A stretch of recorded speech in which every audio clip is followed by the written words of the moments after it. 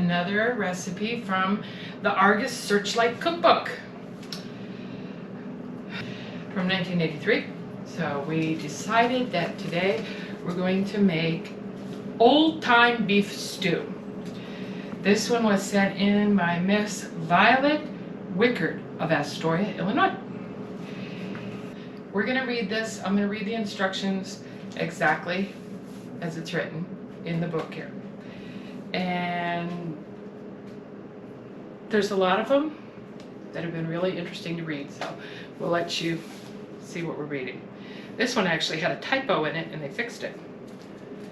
So, oh no, it's another recipe, had a typo. Okay, first we're going to start. These are all of our ingredients that we're going to need to make our old-time beef stew. We've got oil, we sliced our onion, we have water boiling over there, lemon juice, Worcestershire, paprika, allspice, small onions, small white onions, half a cup of cold water. We live in Arizona, getting cold water is almost impossible.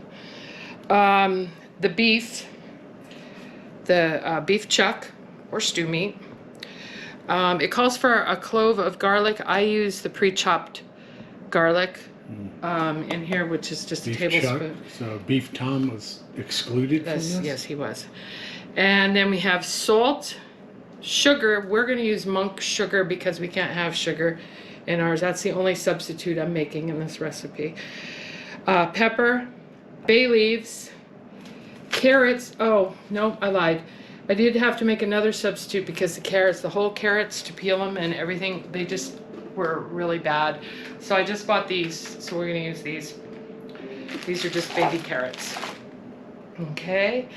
And then we have potatoes that we pre-diced up and we put them, they're sitting in water to keep them from turning colors. And flour, okay? We're gonna get started right away because this recipe actually takes a long time. This is when you want to make on a weekend or when you have the time to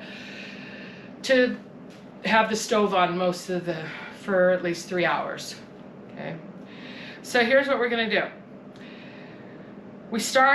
I'm going to read this and then I'll start it. This is step 1.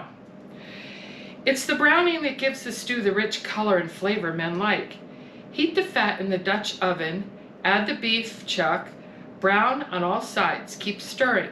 This should take about 20 minutes. Add sliced onions along with garlic on a toothpick so you can retrieve it. Boiling water, salt, lemon juice, sugar, Worcestershire sauce, pepper, paprika, bay leaves, and allspice or cloves. Okay, we have all our things, so we're going to get started. We want to make sure we get that stew meat or beef chuck browned on all sides because that's how our men like it, apparently. Men like it. Arr, arr, arr. And yeah, I'm not using the toothpick in the garlic because I would leave my garlic in anyway. Keeps vampires away. Yeah. So we're gonna get started. So according to this, we just need to brown our meat in our pan. We're gonna put it over here and we're gonna get our oil. My recommendation, if you really want some flavor, if you save your bacon grease, and you have it in the fridge, use the bacon grease. You know, there was a vampire that was a famous drag racer, and he actually used cloves. It's Big Daddy Don Garlics. Try the deal. I'll be here all week. And that's all mine. We're going to add our oil. I do have bacon grease, but I forgot to cover it, so I'm not using it. I'm still looking for a container to put my bacon fat in because it adds great flavor to these. We actually had the oil ready this morning. We got up oily. 2 tablespoons of oil. You just ignore him and eventually he stops. No, I don't. Okay. 1. Doesn't have to be perfect. We're just using it to brown it. Hey, it has to be perfect for us men. So the pan is heating. Okay. I'm going to heat that up a little bit. Just a minute or 2 it takes. Got a gas stove, it'll heat a lot faster. And I'm using a wooden spoon. I always use a wooden spoon. My mother used to cook with wooden spoons all the time. Now, this just says to brown the meat. Put the meat in and brown it. I remember watching my grandmother make her meat, and she used to get a little lunch bag, and she'd put a little flour and a little salt, a little pepper, and a little garlic, and then she'd shake them up, and then she'd throw them in. But according to this recipe, it's just the meat in the pan, so that's how we're gonna do it. Okay, that's starting to get hot. Yeah, I don't recommend sticking your hand in the thing. I'm just putting it over to feel the heat coming up, see how hot it's getting. Some people splash water in it. I don't like to splash water in grease. It just sparks all over. Don't you just drop a piece of meat in, and if it sizzles? Okay. I so knew it when wasn't sizzles, ready yet. I didn't say Wasn't do ready it now. I have an electric stove. It takes a little bit longer to heat it up a little bit. Gas stove would have been ready by now. All right, let's get this turned up. Sizzling meat.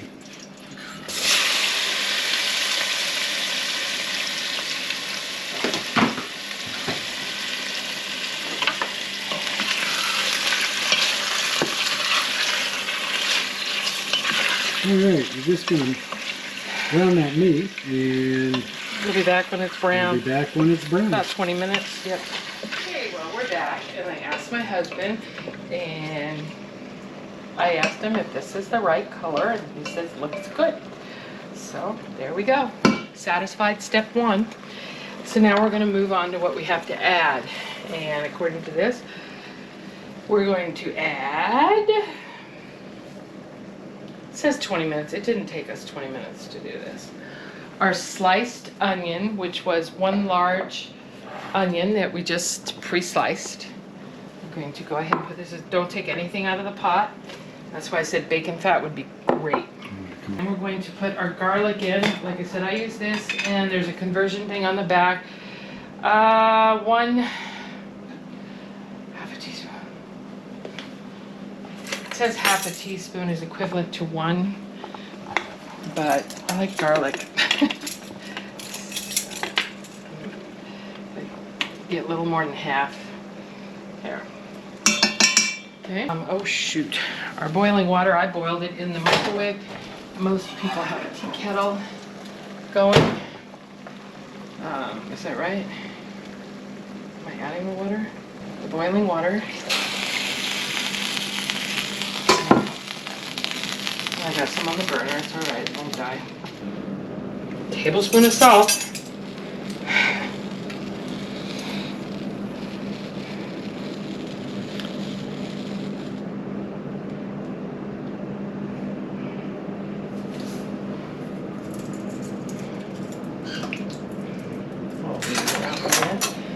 A teaspoon of sugar. Like I said, we're using monk sugar.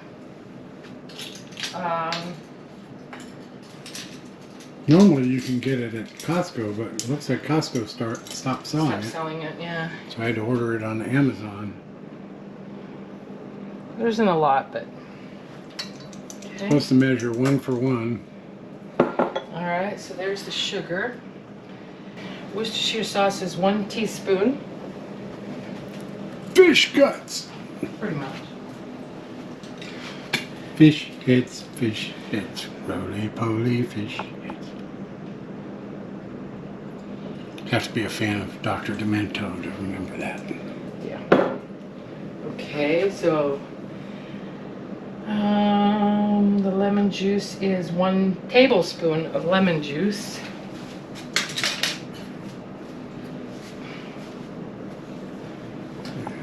You can use fresh lemon if you want to squeeze it. But it's good to have this on hand. Okay, lemon juice. After the lemon juice, pepper. Did I put the pepper in? No, half a teaspoon. Only half a teaspoon of pepper.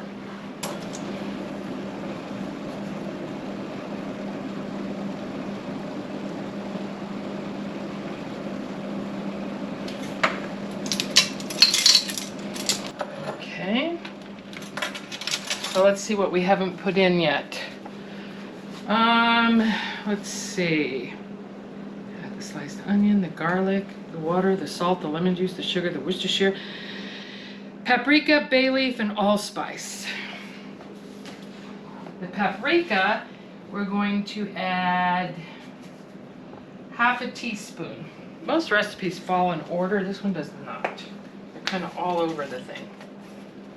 Yeah, a lot of these recipes in here tend to add things as an afterthought. It's like in '83, they were all typing these up probably, and they'd put all the ingredients and think they had them all, and then while they're writing it, they'd go, oh, I forgot this. I'll just add it into the instructions. We've got a lot of times where we've gotten the instruction or ingredients, and then farther down in the instructions, there was something that we forgot. It is because they added it in. All right, I'm thinking that the bay leaves are based on how big they are because it says 1 or 2. We'll go with 2. Okay. Here, you want to see something funny? This is bay leaves. There are the leaves. This is on top. I'm not quite sure why. But hey, okay, it's starting to boil now. Somebody from Ireland tried to make a Bay copy leaves. of a And now we're going to put some allspice in. of another drink called Dash. Bay Leaf's Irish Cream, but somehow that didn't work out. Okay, that's more than a dash, but let's hope it doesn't overpower it. I should have poured it Holy into a cow. spoon. That's Alright. more of a run. It said a dash, so I dashed it. All right, so now we have added all of that, and it says, that's it. Moving on to step 2. Gently cooking is what makes the meat tender. So cover and simmer, not boil. Okay, we are boiling now, so we are going to turn it down. So we get a simmer and not a boil. It says, I'll read it and then we'll finish up. Gently cooking is what makes the meat tender, so cover and simmer, not boil. 2 hours, stir now and then to prevent sticking. When meat is almost done, add the vegetables for a handsome look. Cut each kind of vegetable in the same size pieces. Now simmer the stew about 30 minutes longer or till everything in the kettle or pot is tender. Discard the bay leaf and the garlic clove. We'll be taking the bay leaf out. The garlic should always stay in there. Okay? So right now, we will now get this down to a simmer. Right now it's pretty ugly. We need to make it handsome. We'll handsome it up when we add our better. vegetables. Nothing better like better. I need the pot lid. handsome stew. Arr, arr, arr. And we're going to cover it up. And now we're going to set our timer. It says to cook it for 2 hours and stirring occasionally. So let's do this we'll set a timer for 20 minutes and come back and stir. And we'll do it in 20-minute increments. It's been simmering for about an hour. Let's see what we got. Kind of looks a little like meat soup. Guess it does. So According to that, we got, what, another hour to go? another hour. The meat still feels not tender. So Okay, well, we'll go another hour. It's simmering, as you can see. yes it is. So we'll put the lid back on. We'll set our timer, and every 20 minutes we've been stirring it to make sure it doesn't stick like it says. So it's not sticking at all. So we'll see what happens. We'll be back in another hour. It's time now. It's been 2 hours. We're getting ready to put our vegetables in, and then we're going to cook a little longer. The potatoes that we cut. You can cut the potatoes in chunks. You can use a knife. It would take forever to cut the potatoes into pieces like that. So I'll show you what we did. It's really easy. You really have to have one of these. It's great. Okay, all we did was cut a potato in half. Actually, he cut it into little I cut it into thirds. circles. So we would put it on here, and the nice thing about this is it's such a great frustration thing. You put your tater on and smack it What through. that's called. It says here it's a Full Star. That's the brand. I mean, I know, the brand of this is Full Star, but if you don't have a chopper, It's a term for the device. I don't remember what it's it is. great. How fast it goes. And there's our taters. Yeah, we got that product after seeing it was endorsed by Larry Starch. we're going to drain the water off.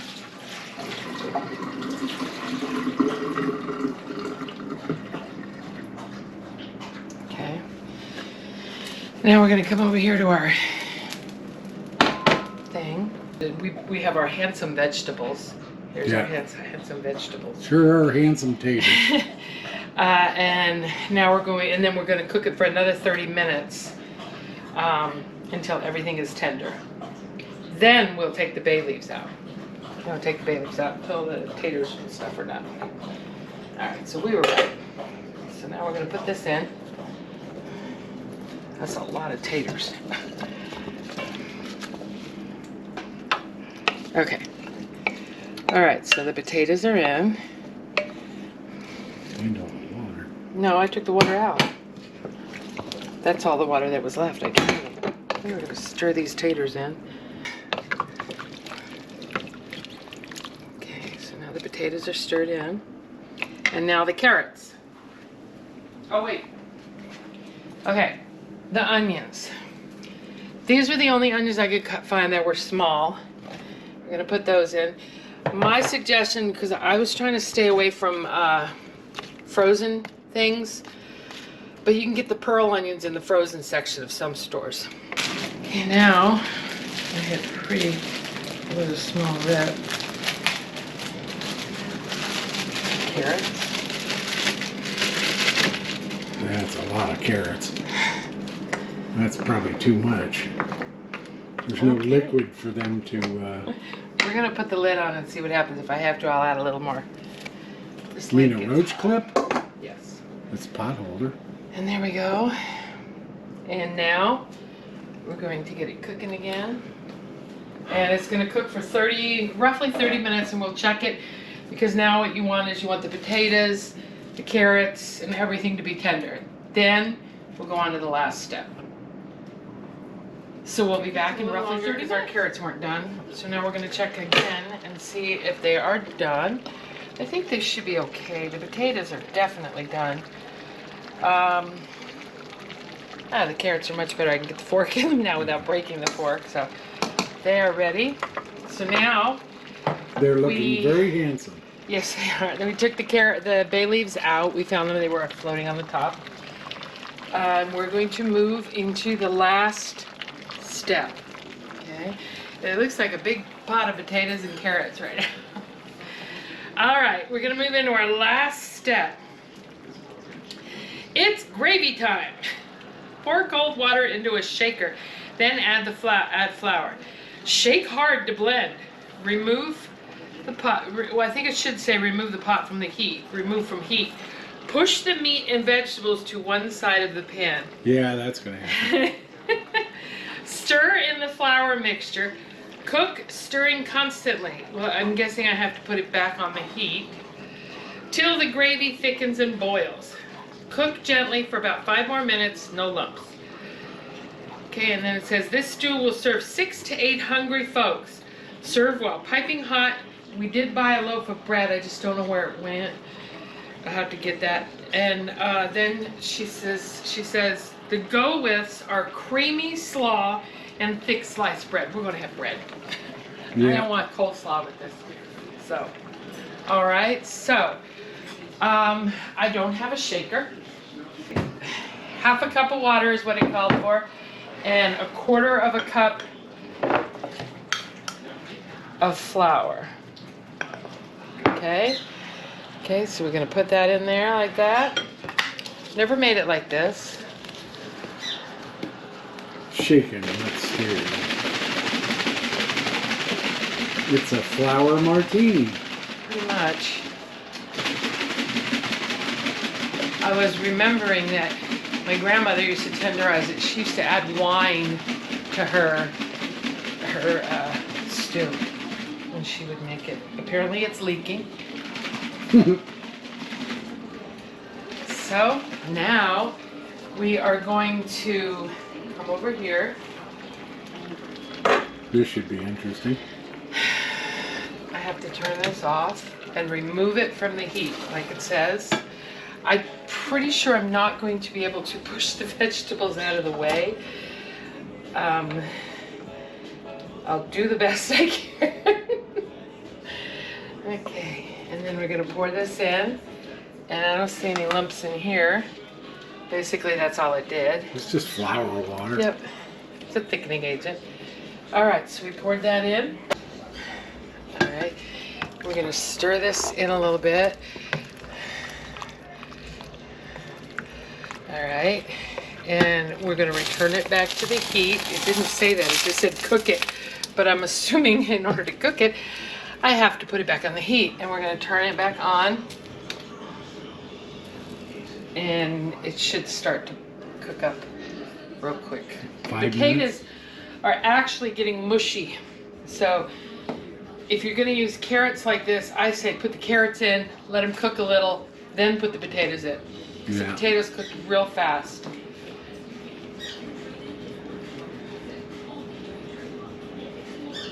They're almost mashing. Pretty handsome though. They are handsome.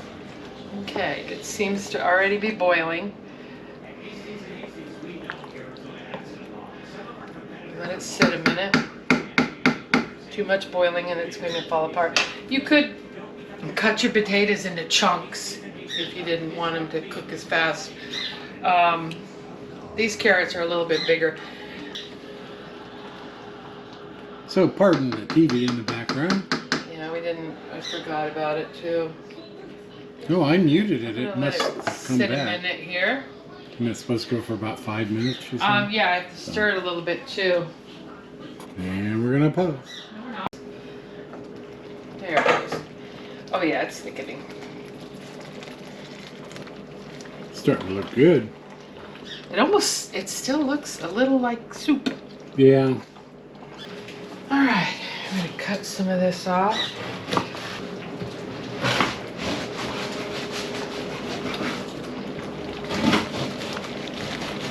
We're just gonna chunk up a baguette. Bubble toilet intro. There we go. Oh yeah, there we go. We're done. Okay. Turn that off. We're gonna get a couple plates. You could use those other bowls. Okay. Alright, so let's see how it looks on a plate. That looks like a lot of taters. Some meat in there. A few carrots.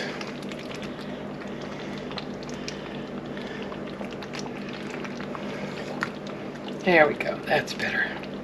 The carrots are crunchy but soft, see? You can hear the crunch in it. But the potatoes got a little bit beyond done, and the onions fell apart.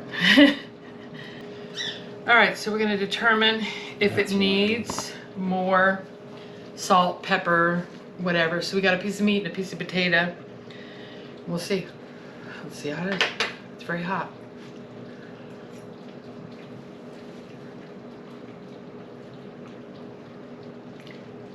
Actually, it's not too bad. You want to taste? You going to see that steam coming off? You're going to need to blow on that. Okie doke.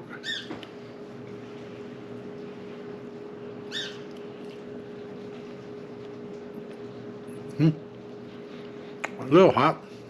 A little hot? Meat's tender. Yep. It Pretty good. I thought the meat tasted really good. I like a little more pepper on mine, but that's a personal It actually preference. came out pretty tasty. Yeah. I'm surprised. I thought it would be a little more bland. And the carrots look good. So, Pretty tasty. yep. And we were talking about it too, and if you don't have time to stand here and, oh, gotta stir the pot, you can use a slow cooker. All you have to do is skip the stop, stir steps. A lot of the new slow cookers, the one I have, allows you to cook it in the bottom, like you just how you brown the meat. You do all those steps right in there, and then flip it over to as long as you want it. Set it on low, because you want it to simmer like it does on the stove. So you set it on low You gotta and figure let it this go. was 1983. Yeah. Oh, they had slow cookers back They then, had slow too. cookers, low, medium, high. Yeah. That was a slow cooker. 3 settings on the front. I make good chili. We use those slow cookers now to keep our cheese sauce for nachos Yeah. hot. But there are, yeah, mine's put away right now. Slow cookers that make it a heck of a lot easier. Things have changed over the years. My mother used to use a pressure cooker to cook hers. You can use that. That's just, it's gonna speed it up. Yeah. But using this like this, it came out really good. Salt, pepper to your own taste on the table. It was always on the table anyway. Other than that, as I've always said, if I can make it, so can you. And got